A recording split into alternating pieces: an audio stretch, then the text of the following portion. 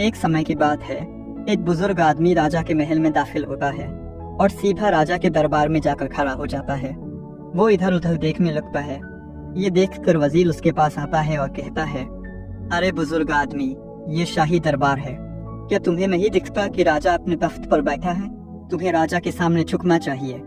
बुजुर्ग आदमी जवाब देता है, वजीर, तुम जाकर अपने राजा से पूछो कि क्या वो अपने मन का गुलाम है या उसका मन उसका गुलाम है। वजीर राजा के पास जाकर बुजुर्ग आदमी की बात बताता है। राजा वजीर को बैठने के लिए कहता है और बुजुर्ग आदमी से बातचीत शुरू करता है। राजा पूछता है, अरे बुजुर्ग आदमी, ये कैसा सवाल है? सब इंसान अपने मन के गुलाम होते हैं और मैं भी। जो मेरा मन कहता है मैं वही करता हूँ। ये सुनकर बुजुर्ग आदमी जोर से हंसने लगता है और कहता है, राजा, तुम अपने मन के गुलाम हो और मेरा मन मेरा गुलाम है। इस तरह से तुम मेरे गुलाम के भी गुलाम हो।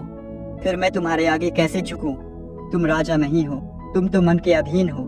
फिर बुजुर्ग आदमी कहता है, राजा, जरा सोचो, अगर घोड़ा अपने सवार के काबू में हो तो सवार उसे जहां चाहे ले जा सकता है, लेकिन अगर घोड़ा सवार के काबू में ना हो तो वो उसे कहीं भी ले जा सकता है, चाहे सवार की मर्जी के खिलाफ। ऐसी हालत में सवार को मुश्किल में डाल सकता है और कभी कभी तो उसकी जिंदगी भी खतरे में डाल सकता है। इसीलिए बेहतर है कि घोड़ा सवार के काबू में हो, न कि सवार घोड़े के। बुजुर्ग आदमी का मतलब ये था कि उसने अपने मन पर काबू पा लिया है, लेकिन उसका राजा के लिए भलाई का एहसास था।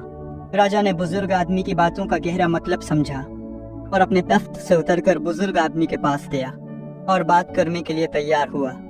अगर हम अपनी जिंदगी में देखें तो पाएंगे कि ज्यादातर लोग अपने मन के गुलाम हैं। सिर्फ चंद लोग ही अपने मन पर काबू रखते हैं।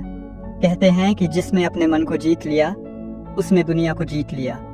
मन को कंट्रोल करना मुश्किल है, लेकिन नामुमकिन नहीं। मन को कंट्रोल करने का एक तरीका है सोच विचार। जब भी कोई इच्छा, जैसे सिगरेट पीने की इच्छा पैदा होती है, उस वक्त उस इच्छा को जबरदस्ती दबाने के बजाय सिगरेट के बुरे प्रभाव के बारे में सोचिए। जब आप सिगरेट के नुकसानात को अपने जहन में कल्पना करेंगे तो आपका मन सिगरेट छोड़ देगा और आपके कंट्रोल में आ जाएगा। इसी तरह दूसरी इच्छाओं को भी इस तरीके से कंट्रोल किया जा सकता है। मन को कंट्रोल करने के लिए अपने ख्यालों और इच्छाओं पर गौर करना जरूरी है। जब आप बुरी आदतों या गलत इच्छाओं के नुकसान को समझने लगते हैं तो आपका मन उन्हें छोड़ने के लिए तैयार हो जाता है। तो ये थी आज की मोटिवेशनल स्टोरी। ये कहानी आपको कैसी लगी कमेंट बॉक्स में बताएं और अपने दोस्तों के साथ शेयर करें। मिलते हैं फिर अगली वीडियो में। देखने के लिए बहुत बहुत धन्यवाद।